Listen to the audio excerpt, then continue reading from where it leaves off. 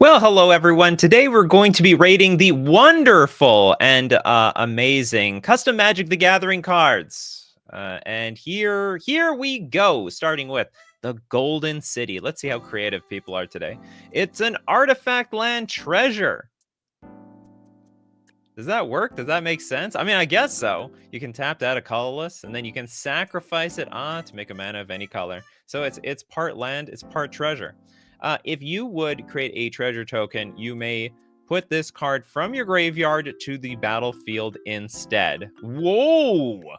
That's even more broken than a regular land. So you can sacrifice it. If you get a treasure, then you get a real treasure back. And it infinitely adds colorless. Well, I mean, every single turn you get one tap out of it, but the tap is better than nothing. I mean, could they make... You know, they've actually made other cards very similar like this, just not an actual treasure, like lands that produce more artifact mana. I actually could see this thing working out quite fine, unless someone really thinks this is really broken. It's an artifact land, okay? Yes, affinity players, you can have all the artifacts you want. I don't mind. I don't care. It actually would help in affinity, because a lot of affinity decks, they like to stretch their mana base from all 5 colors if they can. They're not just colorless. They'll splash red, blue, black, white, and green if necessary. Yes, turn treasure generation into landfall triggers. That's correct. You can go even... I didn't even think about that. Okay, question everyone. If you're making 1,000,000 treasures, are you really trying to abuse landfall? I think that is like way in the back of the hierarchy of things you want to do with your turn if you're like spewing treasures all over the place. So you can tap mana with this multiple times a turn. Hold on, if you would create a treasure token, yeah, so this is not a token. Maybe like, so like, what are you doing? Oh, so you mean like sacrifice this, play a card that gets a treasure, get our Golden City back? So you trying to tell me it should come into play tapped? I think it would be okay. Now you let me know, maybe if you keep making treasure generators, this actually sort of, I wouldn't say it's got synergy, all right? It's got synergy in a weird way. Does it go infinite with tireless provisionary? I don't even know what that is. To Scryfall, tireless provisionary. This is a 3-mana 3/2 landfall. When a land enters the battlefield under your control, create a food token or treasure token. So, okay, with that on the stack, you want to sack the thing, and then you get the treasure. Oh, I mean, well, I mean, you had to have infinite landfalls. But that's it. I don't know what you do with them. Because you sack your treasure, the treasure comes into play, you get your land back. Oh, no, I see where it goes. So you don't even have to sack the treasure, because the land enters the battlefield. You hit the landfall, crack. We crack the Golden City. Wow, we did. Do we break it already? Okay, there is a simple answer to this. You just have it come into play tapped, I suppose. Is it that bad that I guess a land plus a creature might be enough as it is? Yeah, it does get infinite live for infinite mana and infinite food token. So infinite life, also infinite mana. All right. You convinced me. I have nothing against 2-card combos, but it's really hard to interact with a land. And there's a very simple solution to this thing. It just comes to play tapped, and that's about it. By the way, we've got a new bingo card, and I do believe that I've improved this card. So we can cross that right off the bingo. Compliments of Steve Cooper, this bingo card. Thank you so much, Steve Cooper. Let's take a look at another one. We've got Napoleon Bonaparte. I don't think I pronounced his name properly. It's a 2-mana 1/2 human soldier. When Napoleon enters, you become the monarch. Why not? When Napoleon dies, exile it instead. You may cast Napoleon from exile. I don't remember Napoleon doing that. Or, I mean, okay, I don't know the history of Napoleon. I don't know the full history. Did he die and then he came back? Did he come back from the dead? Historical joke. This is a joke I really don't get. Flavorful exile. Oh, was it? Did he not die? He got exiled and then, like, came back from exile or something? Oh, he was literally exiled to an island twice. Well, that's different. So I think it would be a little bit more flavorful. It's like when if You may cast Napoleon from exile, like the Griffin card, Mist Hollow Griffin. But if he's dead, he's dead. All right, rest in peace, Napoleon. They'll never. Well, you can't exile him. I mean, the guy is literally the guy from the Pirates of the Caribbean. Johnny Depp. I don't know the actual character's name. I can't remember the actor. Okay, Napoleon Bonaparte enters, you become the monarch. That's so... Is there anything else that lets you become the monarch on turn 2? I guess it's really hard to defend, but that seems like pretty damn strong. Turn 2, become a monarch, draw a card, and if your opponents don't have anything available immediately to steal it back, it sounds like you're going to draw another card like really fast. Instead of killing him, he was exiled. It literally fits. But he doesn't, would be supposed to die. Instead, he gets exiled. Okay, I get it. But it sounds like if he takes lethal damage, he got exiled for no reason. He got exiled instead of getting sentenced to death. Well, I guess that was their mistake. It must have been a big shocker when Napoleon returns again. It's as if they didn't learn the first time around. Yeah, Napoleon, French immortal. That's a really good one. It's basically the squee goblin nabob of his era, essentially. We think about like squee goblin nabob. This doesn't make any sense. How does squee goblin nabob so immortal? And then we think of, you know, Napoleon made it work. All right, cool. Great stuff. All right, we got super chats to look at. Let's go take a look at Elixir's Faithless Rites.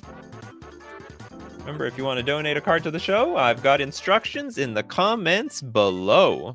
It does involve donating money and joining my Discord. Okay, we got Elixir's Faithless Rites, a red sorcery with Truecast. You may cast this spell from exile. If you do, shuffle it into its owner's library, draw 2 cards, then discard 2 cards. So we reprinted Faithless Looting, but if it goes to exile... Hold on, what is this? You may cast this spell, from exile. If you do, shuffle it into its owner's library. How did it get to exile? Faithless Rites. The volcano welcomes you, Mana Gold. I mean, I get there's probably a million ways. You could use Delve, you could exile it with your own cards, like Relic of Progenitus, Unlicensed Hearse. I'm sure there's like a billion different ways you could do it. So it's like, okay, it's fixed. Definitely this is fixed Faithless Looting. If Faithless Looting needed to be fixed, this would be considered fixed maybe 4 years ago. Faithless Looting is actually like not a big deal today, even with true flashback. I guess the advantage to this one, though, is you could redraw it in the future because it goes right back into your deck if you need that one last card for one reason or another. Red has exile card advantage. That does make sense, Evan. You know what? You're right. All those cards that exile, you know, light up the stage and so on. That is 100% correct.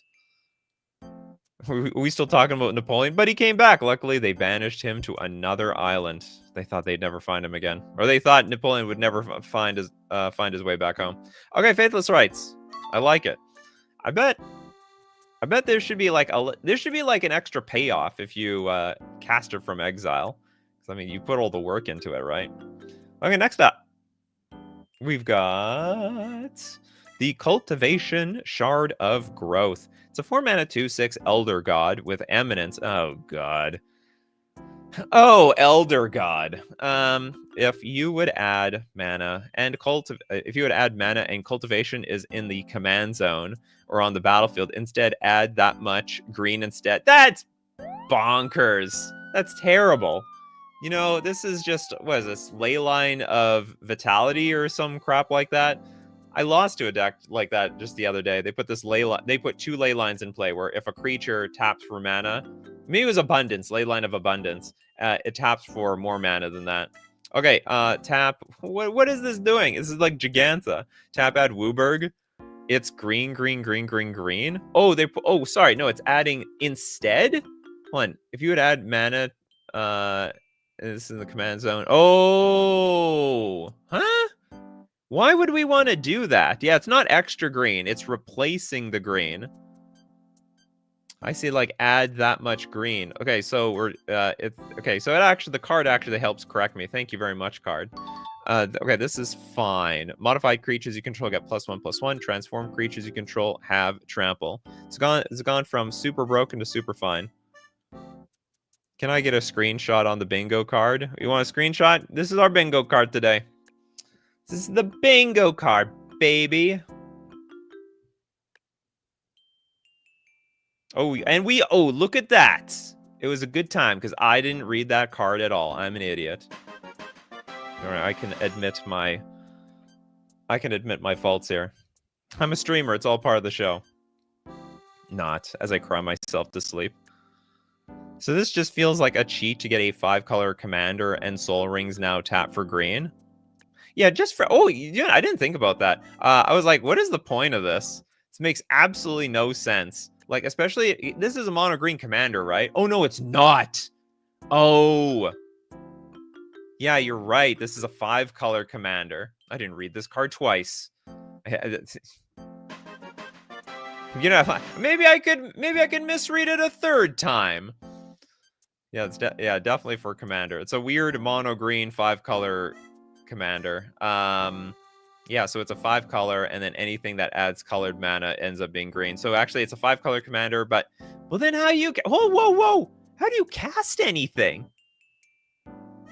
If you would add mana, and cultivation is in the command zone. Oh, so you have to actually cast this card first, right? If you would add mana and cultivation is in the command zone. Oh no, or on the battlefield. How do you add any of the multicolor cards? Is that even possible? Is that even possible? Or are there some like artifacts that have colored mana symbols in them that you would want to add to your deck? Because I don't know how you cast any of the cards. Like if you tap a Watery Grave for mana, it's gonna turn green. Right? Seems like a fun janky commander. I mean, it's super jank. How do you make use of this? How do you cast the colored cards? There is a 7-mana artifact that lets you. You have to cheat out anything not green or colorless. I guess so. Erase its text. Like, this is pointless. Okay, so we make... Get this, chat. We made the 5-color commander, right? Can't play any of them. Because its own text box says you are adding only green mana out of it. It's pointless. I mean, I guess you have access to... maybe some very special dual lands, 2-color lands, 3-color lands. Put into your graveyard instead of your command zone.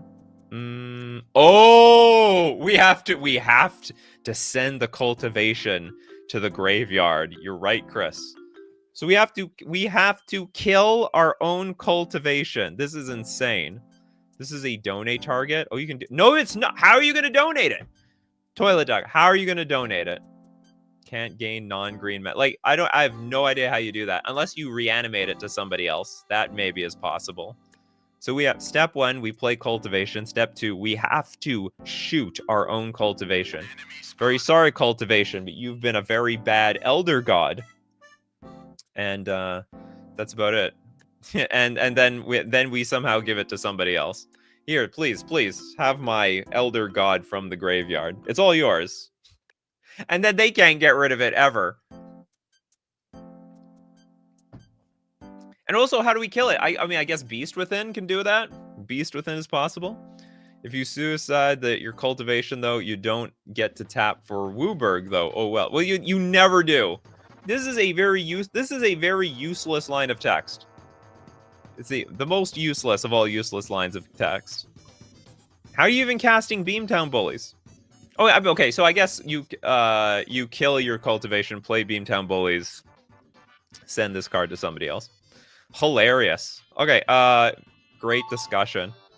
Next up, we got the damn draws with the Mind Haze. Where am I here? Okay, Mind Haze. Thanks so much for your super chat. Let's hope we have some great discussion cards today. Mind Haze is a 3-mana enchantment. Enchant creature or planeswalker. It's got Hex for 4 mana. Exile this card from your hand and put it onto the battlefield. What, at instant speed? Enchanted creature loses all types and abilities and cannot attack or block. Okay, so it's like a very expensive instant speed pacifism. And then Enchanted Planeswalker cannot gain or lose loyalty counters and loses all abilities. I think I'm all for this card. So it's basically pacifism. Shouldn't this be just question? Shouldn't this be an enchantment aura? I think they've been renamed at this point. The damn draws. Nikachu, look up chromatic orrery. This fixes the problem. Wait, does it? Any mana added, isn't it just green mana? What is the point of Hex? I think Hex is a new mechanic. Hex is a mechanic where for I'm guessing an extra amount of cost, you can exile the card from your hand and then just put it on the battlefield. So it's like instant speed. Get around maybe a lot conventional counter spells. It will like be uncounterable. So yeah, I think it's like super flash. You can't even see it coming. Faster than Sonic the Hedgehog, and that's pretty fast. And so anyway, I think it should, if I understand this correctly, if you're enchanting a creature or planeswalker, this is an aura. Hex gets around targeting too, for the most part. Oh yeah, then put on the battlefield, enchanted creature. I guess so. It doesn't even ETB and target something. Gets around counter spell and hexproof in a very awkward wording. Doing what it needs to do. It's really expensive, though. I mean, this is literally... It's a 4-mana removal spell. You know what you can do also for 4 mana? You can play Wrath of God. Play Damnation. You have so... A Day of Judgment. There's, like, so many other ways of dealing with that same creature for the same amount of mana. I think this card's fine. Go back to the freebie section.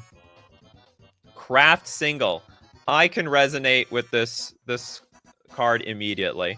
I love craft single. When I was a kid, craft singles were used to as like a snack if I was like a little bit hungry but I didn't want to eat a whole lot. And frankly, I eat at least one craft single a day, whether it be for my breakfast or my burger. Okay, it's a 1 mana legendary artifact food. A deck may only contain 1 card named craft single. What? What happened to the rest of the package? Okay, 1 mana, tap, sacrifice this artifact, you gain 3 life. I mean, okay. Really have a whole lot to say about this. You can only have a single one. Well, what happened to the rest of them? I eat them already? I think it actually should say, because I think they're in packages of 32. I think that's how it is. Chris ate the rest. Yeah, love me some processed cheese. Nikachu loves processed food. You know, a lot of people say they get sick from processed food. They get sick. They get diarrhea. They got stomach indigestion. None of that happens to me. I was born and molded on processed food. Send it to me. I am incredibly well prepared as we get into a more processed food world, if that's where we're heading. I was grown on eating plastic effectively. White American craft singles in your area. It's more orange-like, if anything. It wouldn't be a single if there were more than that. What? It's just 1 out of, like, 32. You have to collect them all. Okay, fine with me. Next up, we've got... By the way, I'm going to get to everybody's super chats. For anyone who has 2 or more, we are going to take a look at them after the sponsor segment of the show. But for now, we're look at Surefire Selves. Extrasensory Perception. Very extra. Okay, Extrasensory Perception is a 7-mana sorcery. Scry half my library. That's like, for 7 mana, that's like a really bad tutor. And round it up. Then reveal the top card of your library. Okay, so we scry, we stack the good card on top, create a 0/0 green and blue fractal creature token, then put X +1/+1 counters on it, where X is that card's mana value. Like, what am I going to do? Look for Draco and put it on top of our deck? I think that, well, okay, so I guess Draco, this is 7 mana. Maybe 7 mana is the number.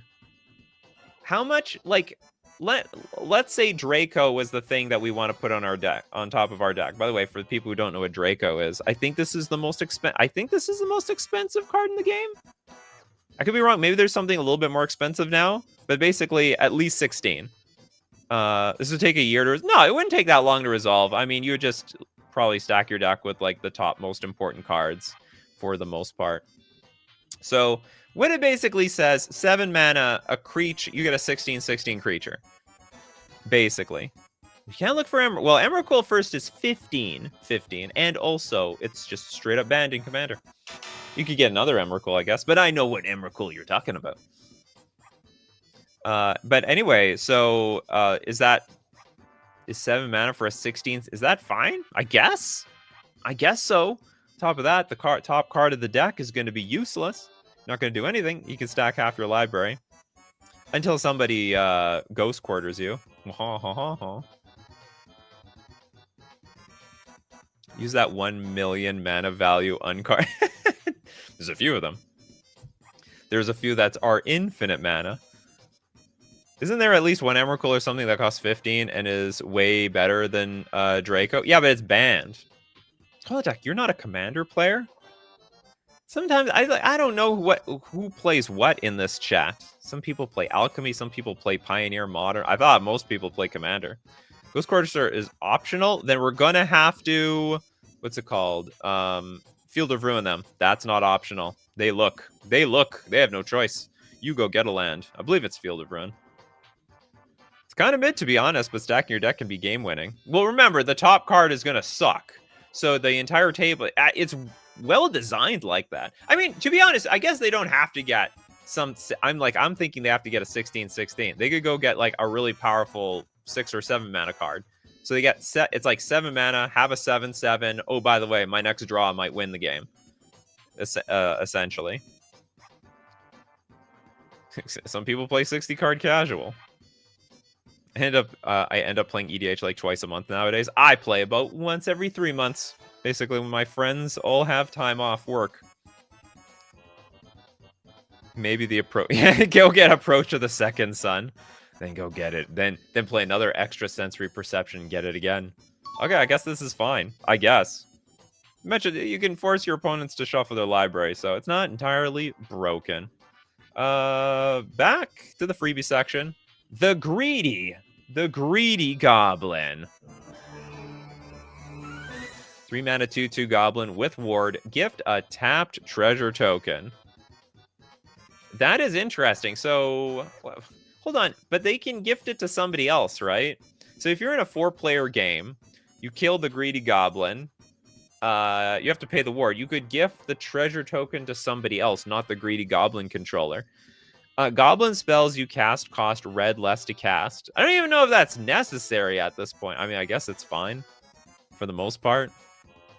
Because the thing is, like, 3 mana is like the most common mana cost for most of the goblins. So once you cast this card, I don't know how paying 1 less is... I guess it all helps.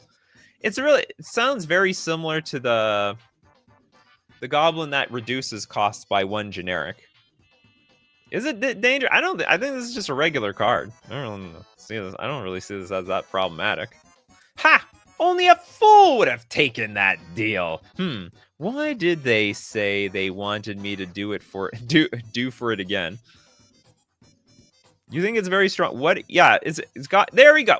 I think this is Goblin War Chief with no haste, and this ward is meaningless. Because the tap treasure token's not going to go to the Greedy Goblin player for the most part. It's going to go to somebody else. Oof, the red may be sick. You can only cast goblin spells off that red. It's only the gobos. Where's Jim Davis to give us his expert opinion on this goblin card? And if he says he's not going to play it even in Pioneer, then I say this is completely fine. 0 mana goblins with that free red though. Here's the deal.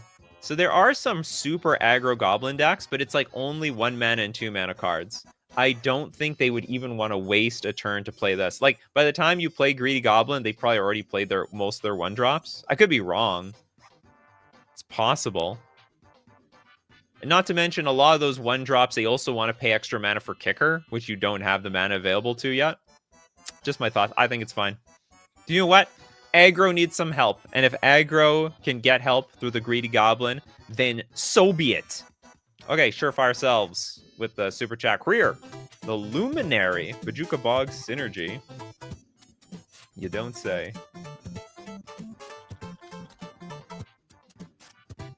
All right. We got it's Redless Wooburg for a 2/2 zombie warlock, also one generic. When Career enters, it's Career the Luminary. Loves looking at the light. Basically Mothman. Whenever Career enters and at the beginning of your upkeep, target player mills 3 cards.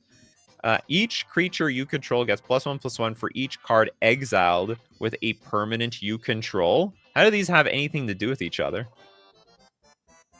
Whenever Career enters, and at the beginning of each player's upkeep, target player mills 3 cards. So we're milling. And we're somehow exiling. Each creature you control gets +1/+1 for each card exiled with a permanent you control. Okay. Oh, I see. That's the Bajuka Bog synergy. I would say Bajuka Bog is like the lowest of the low for synergy. I'm thinking more Relic of Progenitus. I'm thinking Unlicensed Hearse. I'm thinking maybe not. It's like repeatable Graveyard Hate. Also, it like with Bajuka Bog, you're effectively like each creature you control gets +1/+1 for each card exiled. Oh, I see. If you with Bajuka Bog, actually, you wipe out the entire graveyard at once. Hard to do that with Unlicensed Hearse. You can do that with Relic, though. Yeah, you can use Agatha's Soul Cauldron. I think the idea, though, is to wipe the whole graveyard out and really cash in, and then put a bunch of +1/+1 counters on all your creatures. It's like a Super Lord. Does the +1/+1s go away if a permanent you control that exiled a different card gets put into your graveyard since you don't control it anymore? Huh? Does if a permanent you control that is exiled a different card? I'm sorry, I don't actually understand the question. You have to rephrase it. Well, Mothman does not exile the cards, though. The effect of Rad does. Yep. Seems good. Seems good with Theft-style decks. Really, why? Seems like it would be hard to track in paper. Each creature you control gets +1/+1 for each card exiled with a permanent you control. I don't think it's that... Like, the way I'm... Oh, I get it. So, like, if we extracted the card from exile back into the game, do we lose the +1/+1 counter? So maybe we should word it like, whenever a permanent is exile, whenever you exile a card from a permanent you control, put a +1/+1 counter. Because it's not... Okay, you know what? I read this like it's getting +1/+1 counters. It's actually just getting +1/+1. Matt to use, there's a problem with this design, in that it makes you suddenly care about past events that were in track before. I completely agree.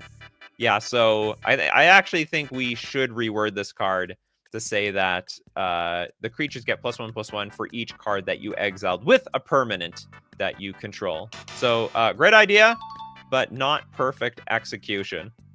Okay, we're gonna take... Okay, it's time to look at our sponsors today. We've got... Oh, I'm so excited for our sponsors. Starting with FusionGamingOnline.com. Oh my goodness. 20% off all the Pokemon plushies. If you love Pokemon, I'm a fan of Pokemon. Not so much the TCG, but the whole game franchise overall. You can get a plushie at FusionGamingOnline.com. But you can also get singles. You love creativity. Well, creatively make some new decks with singles from FusionGamingOnline.com. I'll tell you why. Because when you buy cards from here, you're actually supporting the channel. And you do double duty.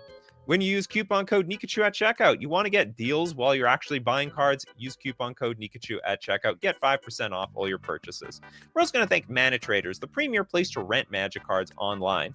Also, I mean, this is the platform for creativity. The problem with MTG Arena is you got to dump a lot of money to build a lot of different decks. But you don't need to do so when you're working with Magic Online, when you're renting with Mana Traders. You get a subscription that lets you borrow whatever cards you need to build whatever deck, and when you're done with it, try out a new deck. You can support the channel renting using my Mana Traders link in the description below, or save 40% cash back on your third month subscription using coupon code Nikachu_C1Z. And back to the insanity. Okay, we'll take a look at one more freebie. Oh, there's no art in this card. It's the Wrestling Officiator. This is a 5 mana enchantment, probably. Very ambiguous card. I actually think that hits the bingo card. There's some like new non-creature subtype. Probably. All right, we got a probably card. An enchantment, probably. Skip your combat phase. Creatures you control have tap, fight target creature you don't control. Yes, it is an enchantment. If the creator was interested. What this basically says. Oh no, fight target creature you don't. Oh, wait a minute. Interesting. So now your creatures can't kill the opponent anymore. They can't attack, but they effectively can attack the opponent. Oh, sorry, attack their creatures infinitely. Yeah, it's a probably okay card. Womp womp. I think this makes your creatures worse. Like, for example, okay, let's say you wipe out the entire board, all right? Like, you kill everybody's creatures. Now what? What's the plan? Because you can't attack the opponent. You have no combat step. I thought it was going to be something like tap, your creatures deal damage equal to its power to a creature or player. But no, it's literally just your creatures just fight other people's creatures. Yeah, you know, you can no longer directly attack the opponent. Well, no. It's not even Yu-Gi-Oh! Because we can't even attack we don't even deal any damage ever to the opponent with this card. It would be more interesting. It hit opponent's creatures too. Creatures you control have tap, fight target creature you don't control. No, it only hits the opponent's creatures. Only. Need a combo deck. Should be green blue, not attacking your opponent isn't very red. Green has lots of enchant removal. Step 1, we're going to have Wrestling Officiator. Step 2, we're going to have to blow it up later. The first rule of Wrestling Officiator is don't talk about Wrestling Officiator.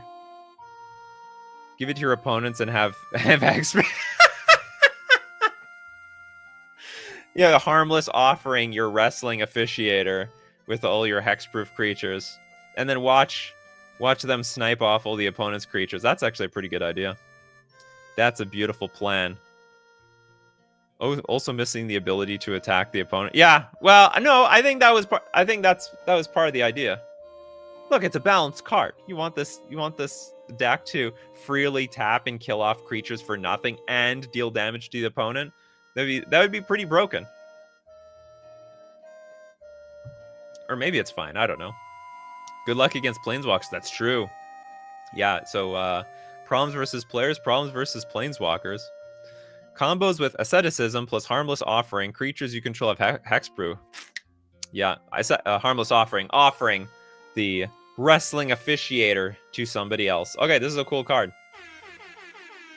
Okay, next up, we've got a lot of cards to look at, starting with Jack Solaris. 4 1-drops and a 2-drop, specifically Shore Walker and Phyrexian Slick. Let's look at Shore Walker. You make it sound like it's a... how do I look up specifically? Oh, sorry. 4 1-drops and a 2-drop.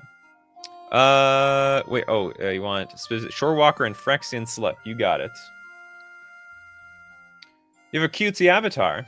Okay, here's the Shore Walker. It's a 2-mana 2/2 merfolk.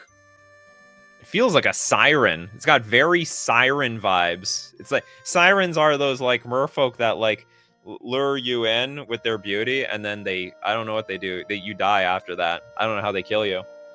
Merfolk spells you cast cost blue-green less to cast. What are you trying to make Simic Merfolk something? Merfolk spells you cast have when this creature enters, if at least 1 mana was spent to cast this card, draw a card. Interesting. So when I play this, oh my god, this could be like affinity cost. Oh, hold on. Okay, if I understand this correctly, if my Merfolk cost a blue and 1 generic, it's only reducing it by blue, right? Because it can't. It's not like this is getting me mana, and there's not that many Merfolk that I mean. So here's the weird thing: there's a very few Merfolk that cost blue and green in the casting cost. there's a lot that cost like a green, one generic, double green, double blue, blue, one generic. It makes sense. Ixalan merfolks are blue green. Yep. Yeah, so it only so it's only gonna reduce. It's probably a lot way more fair than it looks. I hope that this is fair. I would love to play it. It's a powered up version of Edgewalker. And yeah, you're correct about the color cost reduction. How to break this card though? Maybe this is fine because like actually I don't want my cards to be free. I want Silvergill Adept to cost 1 mana. I want Drowner, Floodpits Drowner to cost 1 mana. I want all my merfolk to be like 1 blue, 1 generic. And then draw a card when they ETB. That's way more powerful. Now the trick though is to getting value out of this card before it dies, because it's going to be a super big target and it's going to die for sure.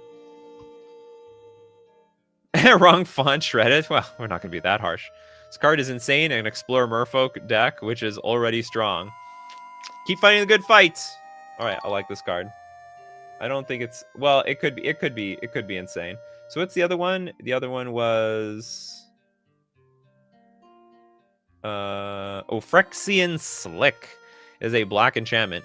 Equipment you control have living weapon. When this equipment enters, create a 0/0 black Phyrexian germ creature token, then attach this to it. Germ you control get +1/+1. I don't okay, so first off, this is a banger card. Just straight up. I think the problem with equipment, the sole problem is that you have to equip them to something else. That's what makes basically every single equipment card in Magic the Gathering super weak and borderline unplayable, especially at a competitive level. Oh my god, Hammered, I didn't even think about that. Probably is fine still, because of, there's already like 1 mana enablers for the most part. So this actually gives all the equipment in all of Magic the Gathering a ton of life. So suddenly every random equipment is actually playable. The only problem for you is that Phyrexian Slick is like, it's only 1 card in your deck. You'd probably be best to tutor for it. Yeah, germs for the win. Now, with that being said, I don't know if the +1/+1 is even necessary. It's just weird. I think because, okay, maybe I'm wrong. Okay, maybe the germs are necessary because, like, I'm thinking all the swords give the creature +2/+2, but that's actually not true of all equipment. Not all equipment actually buff the creature, so maybe it needs like a little bit of something. Those germs need a little strength. Should be worded as equipment spells you cast. If that's true, no. It's just equipment you control have living weapon. So when it enters the battlefield, I think it enters the battlefield with the ability, right? Some equipment, yeah, I know some equipment give the +1/+1. Yeah, not all equipment give the bonus toughness. Yeah, this is basically all the living weapons are ETB. They don't need the abilities on the stack or anything like that. So with that, I think this is a great idea to make basically equipment actually playable in Magic. Next up, we got Kano. Common Rhino Virus. Well, not so common for us. That is a highly specific name. Is it even a Rhino card? And this is AKA Common Cold. Don't you get like a second card? You have a yellow dono here, Kano. Okay, we have a white 0/0 germ. We were just talking about germs. This card will go great with that Phyrexian Slick. Okay, it's Bestow. Chant creature can't attack or block unless its controller pays 1 and has you create a token. That's a bestowed copy of this permanent. What the hell? Why are you bringing back Bestow, Kano? Bestow is actually, I think, one of the best mechanics that they printed crappy cards for. They actually should revisit Bestow. It was a really, really, really good mechanic that was super fair, but it had no broken cards. Oh, is it the common? It's just a common cold? Is that what it is? What do you know about colds, Winter Fox? You know all about the winter. People get sick in the winter, don't they? Yeah, Bestow is super big value in disguise.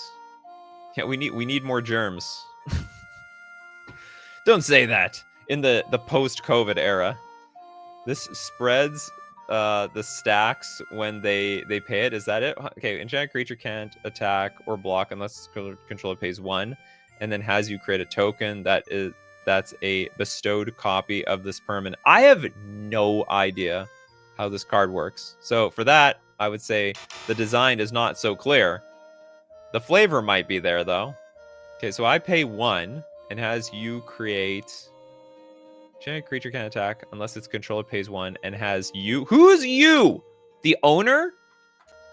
Who's you? I'm assuming you is the owner. It should be pays 1 and has the owner create a token that's a bestowed copy of this permanent. Or is you like the controller again? Oh, hold on, no. The controller and the owner, I think, are the same thing in this controller. If I bestow this on somebody else's creature, don't I still just control the card? Can you bestow on your opponent's creatures? Absolutely. I'm pretty sure, because they're auras, and you can put auras on opponent's creatures. You can't put equipment. Okay, this card has now finally been upgraded to confusing. I don't know what's going on. Kano, explain yourself here. What is this card supposed to do? I think Kano is just enjoying the chaos at the moment. Bestow is always on enchantment creatures. It needs enchantment type. Oh, that's true too. Look, it's got a fail over there. How many more mistakes can we find out of this thing? Yes, you can bestow on opponents, and you control the card regardless. So what's the point? Enchanted creature can't attack or block unless its controller, which is us. So we can make more copies? Is that the best thing? Isn't that like broken? It also costs 1. So we can like quickly spread this around super fast. I guess like a common cold. Cost one more each time you attack and pay the cost. But the controller is us. We control. Well, an enchanted creature can attack or block unless it's controller. Oh, I guess the controller of the creature. I don't know how to do it. So anyway, I like the idea. Execution is a bit fumbled, in my opinion. If this is the correct wording, well, it's a bad sign for Magic the Gathering. You spread the vibe. Yeah, I get that. You know what, Kano? I got that far. I got that far in here. You enchant something opponent controls. They have to pay 1 to attack. When they do, you get a copy of the aura, and you can put it on another of their creatures, or the same one, and then they have to pay 2, I suppose. So you can get extra sick. Got to pay that extra mana. Anyway, thank you so much, Kano. Very interesting card. If it works, it works. Anyone in the comment section that can confirm it doesn't, then you let us know. Then it gets like soft disqualified. Okay, Trent Sims, Sonic themed cards for today. Thank you. We were just talking about Sonic the Hedgehog a second ago. Shadow the Hedgehog. I honestly don't know that much about Shadow. I have actually not seen Sonic 3 yet. I am a traitor to the Sonic franchise. Shadow the Hedgehog is a 4-mana 0/3 beast mutant with menace and haste. The ultimate life form. Shadow gets +1/+0 for each artifact you control. Why? Oh, is it because of the emeralds? The Chaos Emeralds? That's considered an art. I guess it's considered an artifact. Could be also considered a treasure. Chaos Control. Whenever Shadow attacks, you can pay X life. If you do, choose a non-creature artifact you control with mana value X or less and create a tap token that is a copy of it. So we can make copies of our artifacts. So it has no power, which is unusual. I thought Shadow was stronger than that. A lot stronger. So I guess the idea... There's actually an interesting synergy here. So the thing starts off with no power, but gets +1/+0 for your artifacts. So maybe busted in a treasure making deck. But if you don't have anything out, well, you can start paying life to make tokens of stuff. Hold on, wait a minute. Isn't this just broken with like Soul Ring? Oh no, when it attacks, you can pay X life. If you do, choose a non. Oh, you only get to choose one. Okay, this is fine. Make a copy of Cranial Plating. That's possible. Pay 0 life to make free Moxen. We need a Moxen in play. But that would work. But you only get to make 1. I think the wording is very, very good. You make just 1 copy of 1 thing, and you only have 1 trigger, and you do have to attack first. All you need to know about Shadow is that he has a human girlfriend, uses guns, and God is his passion. They showed guns? They showed the main villain using a gun in Sonic 3. I haven't seen Sonic 3 yet. Yeah, it's not bad. It's really good. I mean, also, like, what are some really good things you want to copy with this card? Maybe a One Ring to reset the One Ring, and then still draw like more cards off the thing. You can copy the triggers. Well, you can combo with anything if you want to copy it. If you try hard enough, yes, you can go all out, go big or go home. 0 life, copy artifact token. Okay, this is a cool card.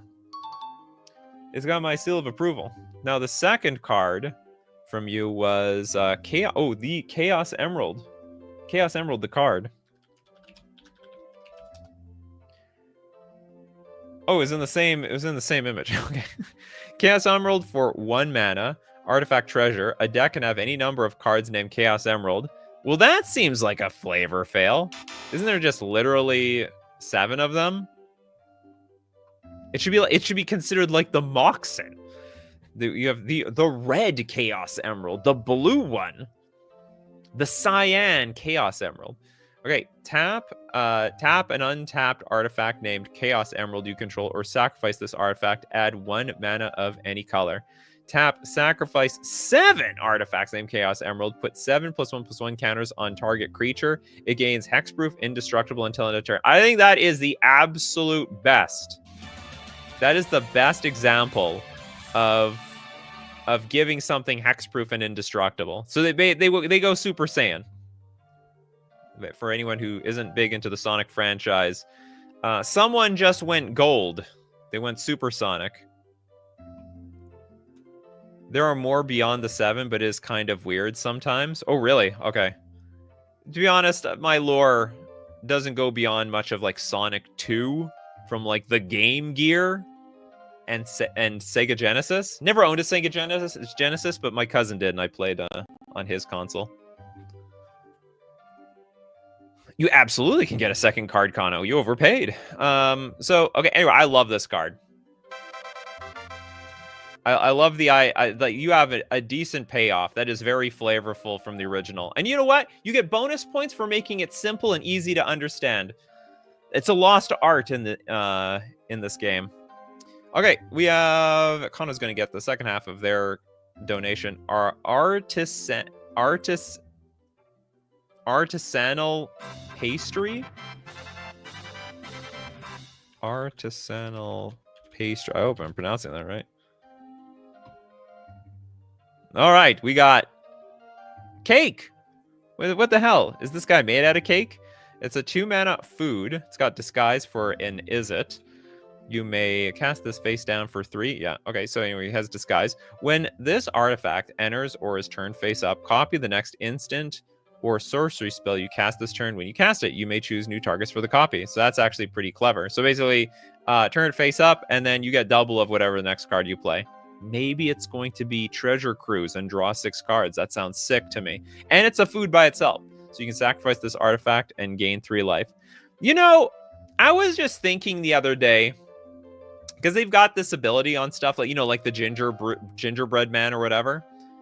Like everything is also a food. I mean, if you think about us, we are basically KFC when it comes to grizzly bears and other wild animals. Lions, tigers. So shouldn't like every card, there should be like a rule 0. They should errata every single creature that has meat on it to be able to sacrifice for 3 life. What does everyone think about that? What does everyone? I think it's, yeah, we are meat.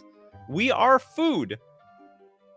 And I think food tokens go beyond like bread and cake and other crap like that. Yeah, like Yagra. Yeah, exactly. Yagra knew what was going on here.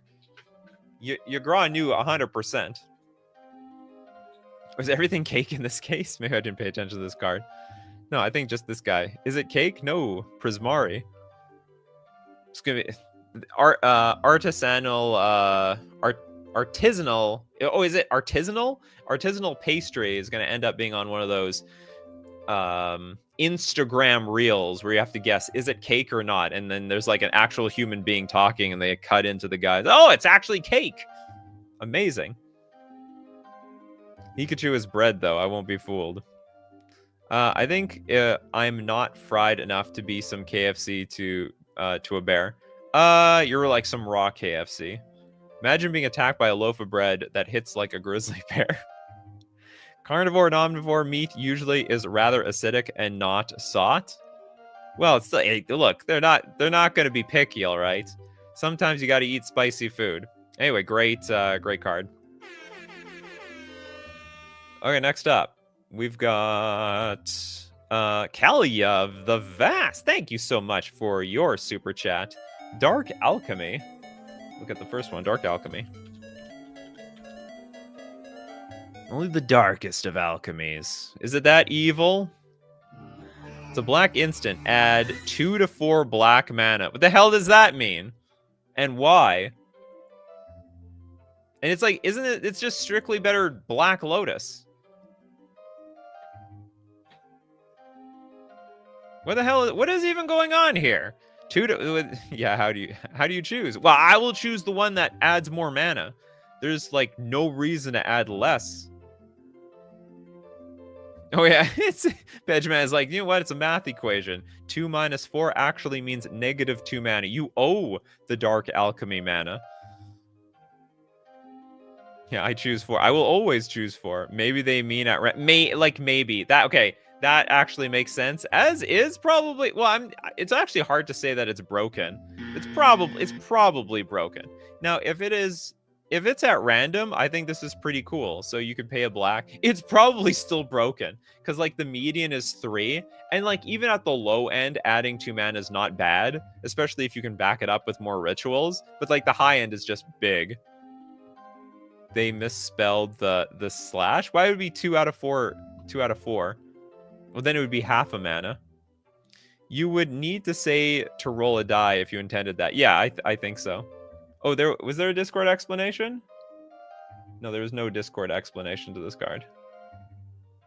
Oh, there is a bit of it. Okay, so how do we determine the 2 to 4? It's alchemy. The game does it for you, or you could assign. Oh, it's an alchemy card. No. Wait, okay. So this card works, but the correct way to word it for regular Magic, the Magic the Gathering world, the real world, outside the Matrix. This is a Matrix card. But outside the Matrix, we have to say roll a die. If it's 1 to 2, add 2 mana. If it's 2 to 3, add 3 mana. And if it's 5 to 6, add 4 mana. And you got a card. Yeah. Die rolls go from 1, not 2. Oh no, well, no. With the idea, they're like this is the end result, and it's chosen at random by alchemy. But we have to retranslate it for our world. And then we've got the evil alchemy.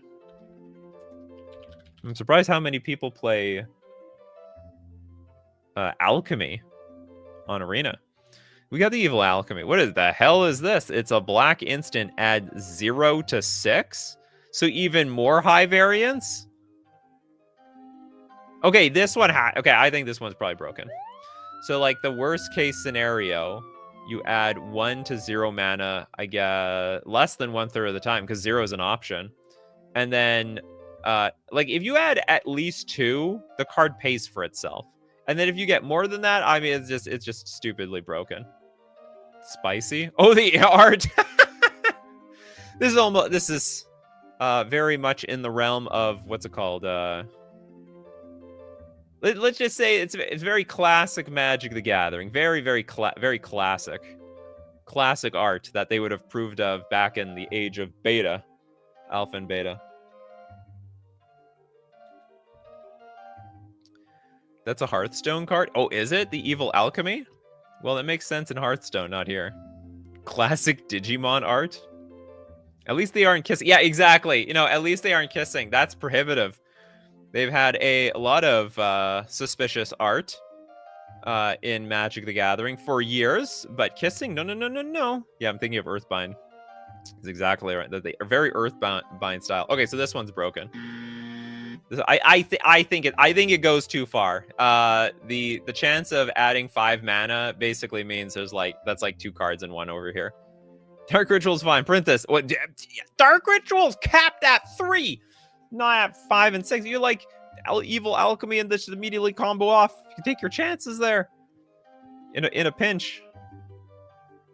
I know your thoughts. Are you scared? I am.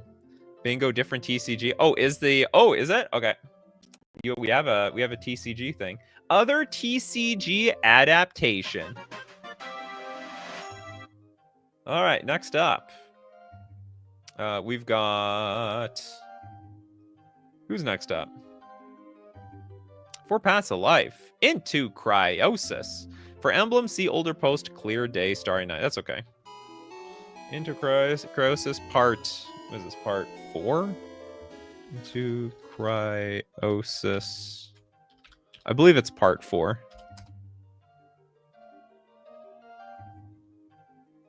My Roman numerals get a little screwed up at like 4 and 6 because they use the V and the 1 or the I, and I can't remember which one is backwards or forwards.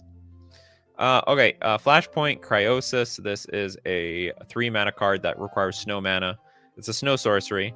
Each player sacrifices all non-snow creatures they control with an ice counter, then creates that many colorless snow artifact tokens with sacrifice this artifact, add blue or white. If it is night, exile all creatures sacrificed this way. And it's got flashback of 2 mana. Fascinating. So it's a board wipe of some sort. It's an interesting board wipe. So it's board wipe, and you get a bunch of mana in exchange for it. So it's really not that bad. In fact, it could backfire on you badly because you deal with like the early board of your opponent.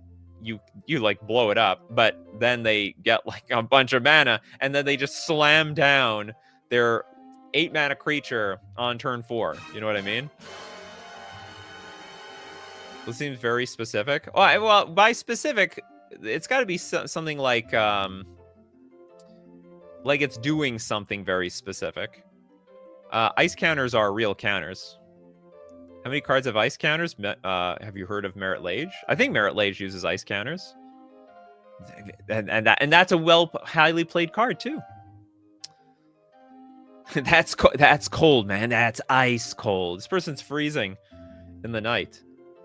Create that many colorless snow artifact tokens with sack this artifact. Yeah, add white or blue. I mean, it's basically generic mana, right? And if it's night, exile all creatures sacrificed this way. Oh, so if it's night, then they get exiled instead of sacrificed, essentially. Yeah, Dark Depths uses ice counters. As far as I'm concerned, Dark Depths makes up for every other card that doesn't use ice counters. It's a cold art. It's cold yet accurate. Okay, this is. I think it's a very good design, and you can also flash it back. But I do warn, it's like. I want to say maybe. Okay, do you know what? Maybe it's fine.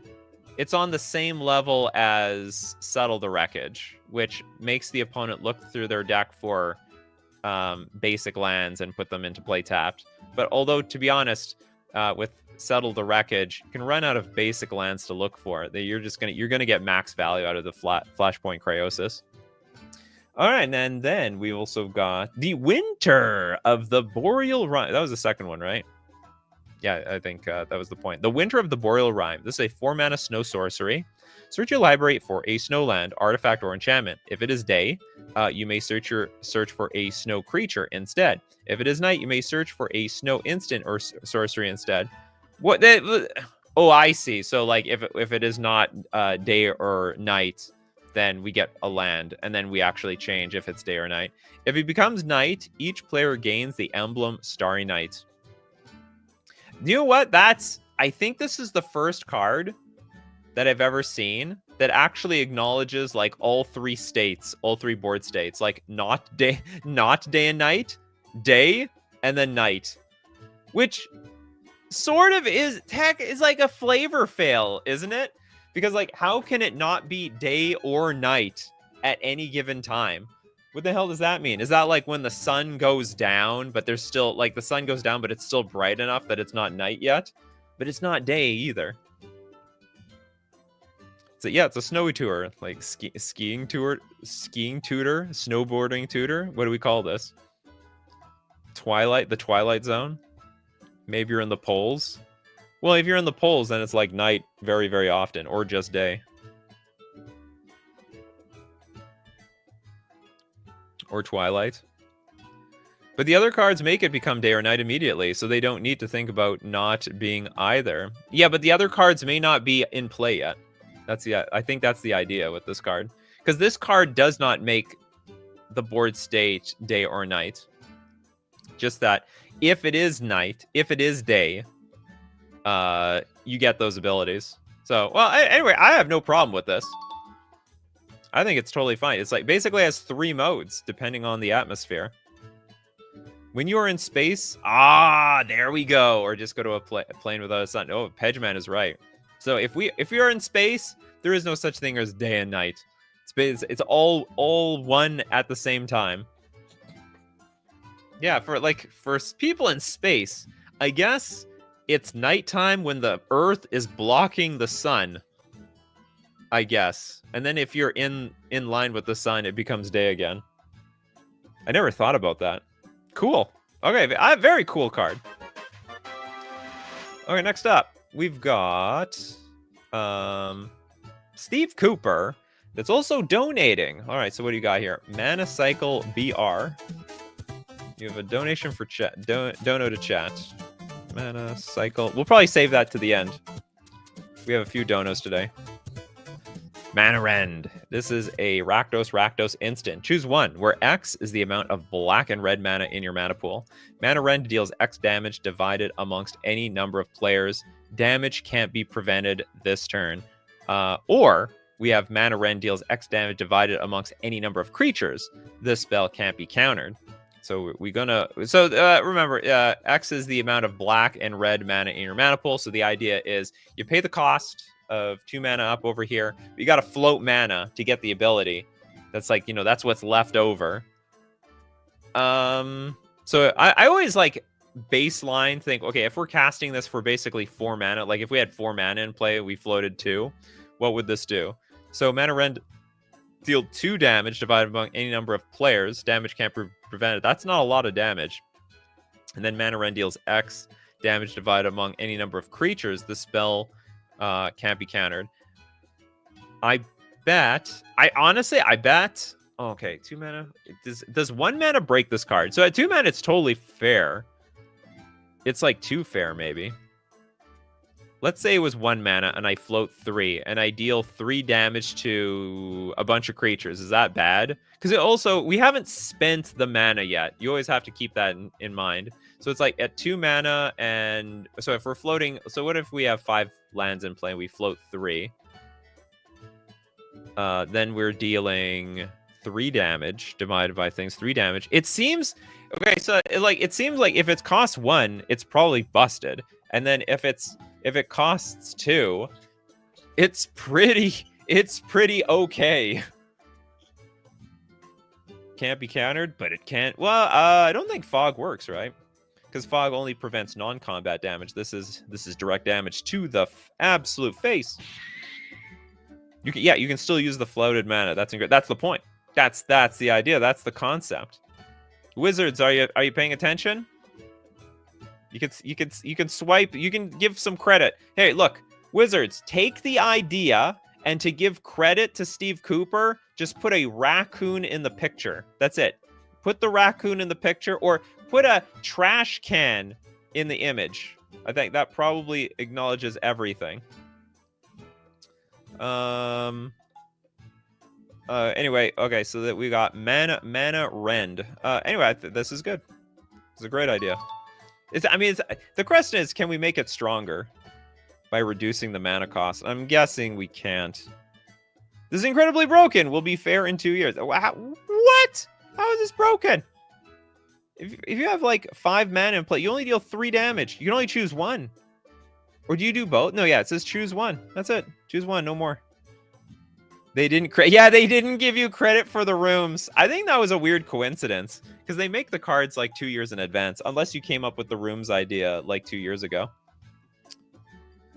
Okay, next up, we have Spectral Maniac in the house. I've got another Metroid Prime boss for yas. It's the enemy time.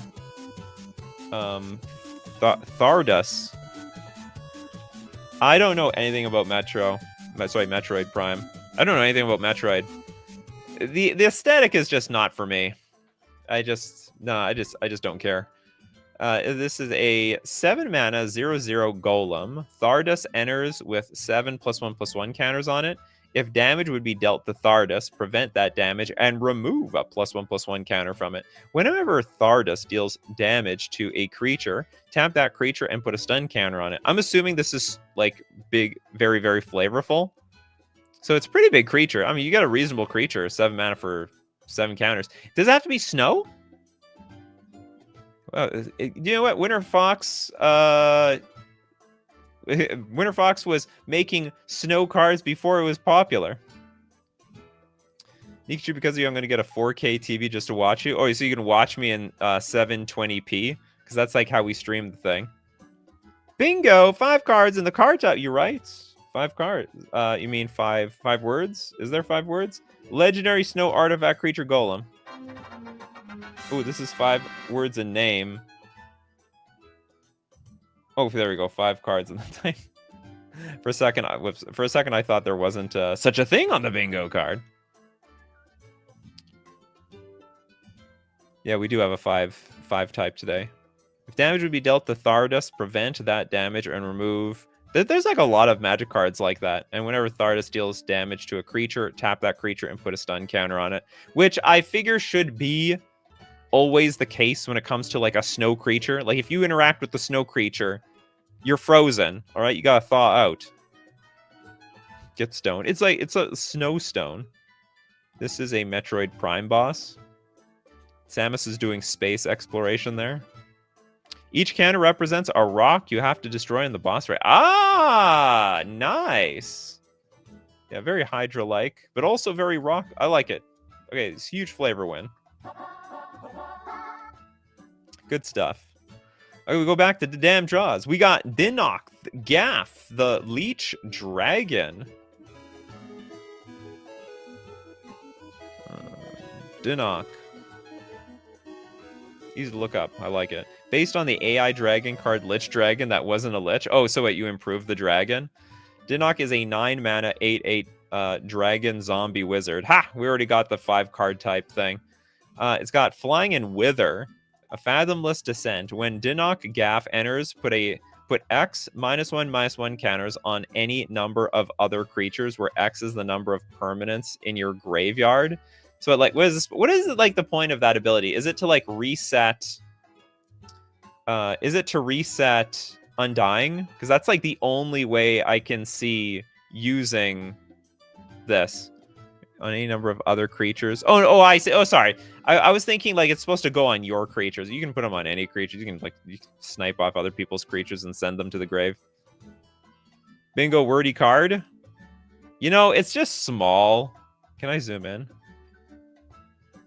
Okay, we're too close. Whoops, too close. Come close. Too close. Trying to quoting Aladdin. Okay, Magecraft. Whenever you cast an instant or sorcery during your turn, return a creature that died this turn from a graveyard to the battlefield under your control. It's a zombie in addition to its other types. I don't remember what that Lich card actually did. So, but that's outrageous. So you can sack a creature, then basically bring it back immediately. Any instant, any sorcery. On the Phyrexian Slick, we missed Creature Lord on the bingo for German. Oh! We can go back. Yeah, okay, that's got... Where's the Lord here? Where's our Lord? Oh, Creature Lord. There we go. Thanks for noticing. It did nothing like this. I just wanted to make a Lich Dragon. Okay, you were just inspired by the AI art and the name. So you made your own Lich Dragon because of how not lichy. Is this more lichy? Is this more of a lich? What about it dangers? You never checked it even when you say it. Well, I said it and then I took it back because I misread the card. So it actually wasn't an it danger card in the end. It was a fine card. We haven't seen anything too busted today. Is that AI? I feel like I've seen the... Yeah, so that's why I said the Dam Draws was inspired by an AI card. Took, I guess, the art and the name, but it fixed the abilities. Is 9 mana not a bit expensive, perhaps? Oh, it's terribly expensive. But you know, Commander players, they'll figure out a way. Where there's a will, where there's a Soul Ring and Mana Vault, there is a way for the most part. Okay, good stuff. I do not think is broken. Next up, we got Elixir with Leaf. That is the simplest of names. That's probably the most simple name I've ever received on this show. And it's one leaf. It's a green instant. Destroy target vehicle. If you do, create a 1/1 red human citizen creature token named Angry Passenger. What? I want a refund. Destroy target vehicle. If you do... Huh? Okay. Is there like... Okay, there's got to be some sort of lore I don't know about. Was there like a situation where there was like a leaf on the road, or was this train tracks and it like derailed something?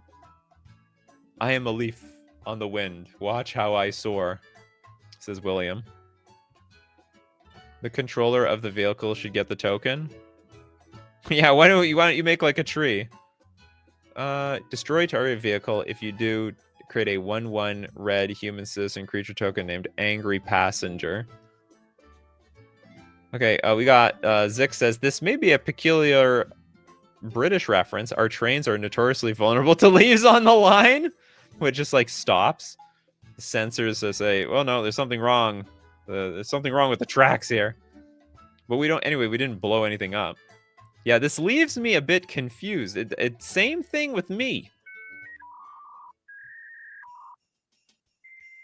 Well, it's creative. Okay, so what ends up happening? It's basically a like a nature's claim, because it's just a 1 green destroy an artifact. In this case, it's going to be a vehicle, and you get the opponent gets a 1/1 red creature, and I guess they want a refund at the same time. Anyway, this perfectly fine card.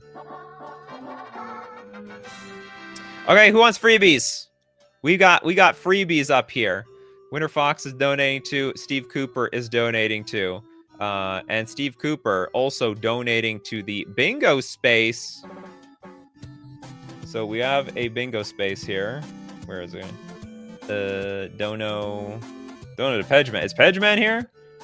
Oh, here's Dono for chat. This was not specifically the Pedgeman. Okay, who wants freebies? Freebie it up. You guys beast? It better be a 1-side card.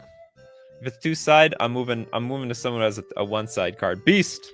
Well, I guess it's a donation. Donation's a donation. You have these cheatsy 2-sided cards here. Beasts. Beast 2. 5 mana for a 5/5. This is a wordy card. This is damn Yu-Gi-Oh! For crying out loud. Where is it? Wordy card. Outrageously wordy. We have 5 mana enchant. Oh, sorry. Wrong card. Okay, Beast 2. Wooburg 5/5. Mutate. I have to get in here. I have to get in close. It's a legendary dragon god servant. Basically, this looks like the wife to the Satan with those horns. Mutate for 4 mana. Well, you making this more complicated than it already is, Pedgemat. You want to add mutate to these cards?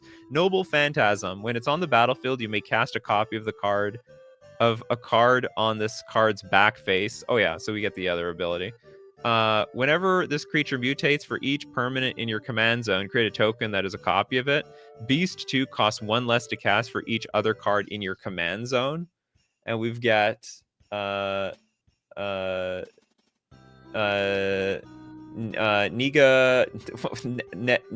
Genesis. This is a what is this? 5 mana legendary Noble Phantasm instant. As an additional cost to cast this spell, return your commander to the command zone. The spell costs 1 less to cast for each card returned to the command zone this way. Each player sacrifices X creatures where X is the number of cards in your command zone. This is the most complicated card you've ever made. This card was designed for playing bingo, not Magic. I agree. A bingo, anime, and wordy. Wait, do we have the? We do have the anime card. It was designed for the. Yeah, I guess it. How many spaces is it supposed to target? It hits the 5 words. It hits 5 words. It hits custom keyword, I guess, as well. What else do we have here?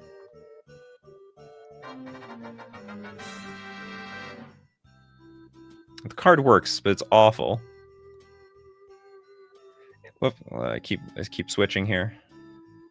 So, like, anyway, my only problem with this card is you just load it up with words. When you return it to the command zone while it's mutated with something else, it bring the whole stack with its the command zone. Is that the idea? Is that the idea, really? Is it technically a dono to Pegman? It's actually technically not, because you didn't donate, or no one actually donated to Pegman there. Or was this yours? Yeah, this was your donation. You donated to anybody. Okay, so I guess that was Pegman's idea. I think the design is awful. Even if it's technically correct, I think this is an awful card. I mean, this is just a headache.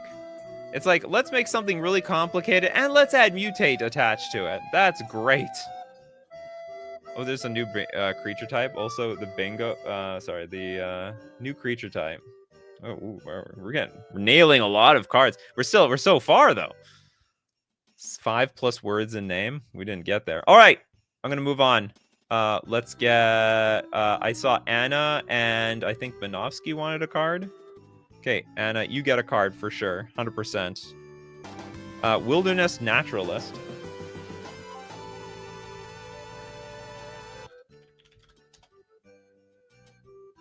Wilderness Naturalist, a 3-mana 2/2 elf druid. For the elf players out there. This creature in the background reminds me of something. Maybe it's just a Kavu. Okay, when this creature enters, you may behold a beast. If you do, search your library. What is behold? I think it's sacrifice. If I remember, like it's like a Yu-Gi-Oh thing. You have to like ritual away the creature. When this creature enters, you may behold a beast. If you do, oh no, you have to show it. Yeah, you show a beast. If you do, search your library for a basic forest card, put it into your hand, then shuffle. Whenever a beast you control dies, up to 1 target land you control becomes a 4/4 green elemental creature until end of turn. It's still land. We don't have any beasts on the battlefield. You know, I could say you could just have the land. You know, these days, like, lands aren't even beasts until end of turn. Why don't you just have it like a beast for forever?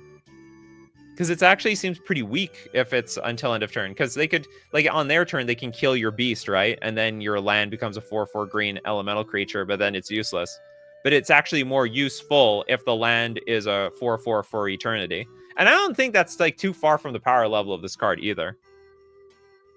So, I mean, you have to have a beast in play. You need Wilderness Naturalist in play. I think you can have the 4/4 permanent, and then that would completely work as well. Yeah, behold my blue-eyes white dragon. I am beholding. No, yeah, behold. Behold is reveal, right? For reveal from hand or on field. Ah, okay. No, behold is a Tarkir mechanic. No, yeah, I knew it was real. I just don't remember what it did. I'm not beholding anything. I hope one day they make behold for merfolk. I want to behold my merfolk around here. It's an uncommon. That's okay. Oh, so you're trying to say. Well, the thing is, if a beast dies, isn't it like if it dies on your turn, this 4/4 is useless. And let's say it's on your turn anyway. Let's say, okay, I declare my attack. I attack with my beast. Okay, I kill your beast. You have a 4/4 creature until end of turn. Like it's just useless. So I think the only way to make it useful is that the land is a 4/4 perpetually. Anyway, that's the way I'm looking at it. Okay, who else wants a donut? I can't remember if Benovsky. Yeah, Benovsky is in line for Burning Temptation.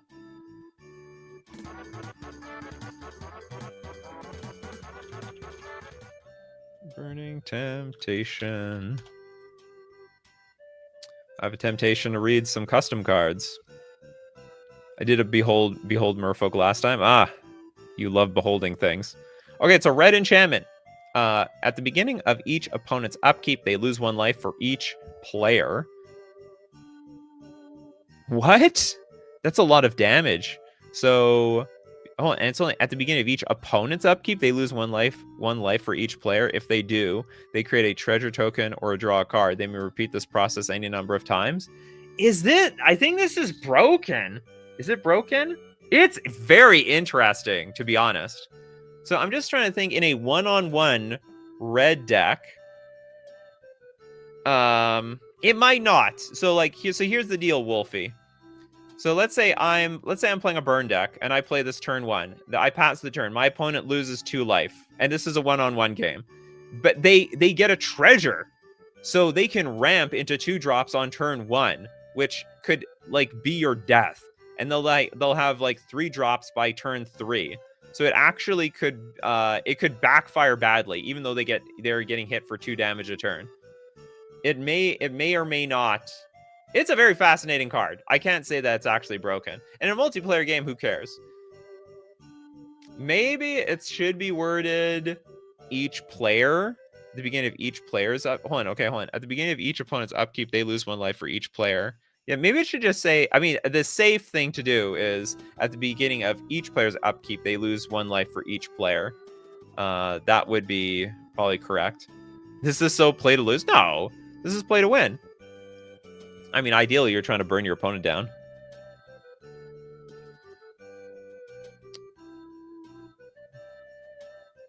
And it says you can look up more Maroon Familiar. Oh, yeah, okay. Well, I'll have to look at it after the show. Depending on how much life they're losing each time. Rumu says there could be an interesting variation with poison counters instead of damage. Poison that would be broken. They'd be dead so fast. Doesn't matter who.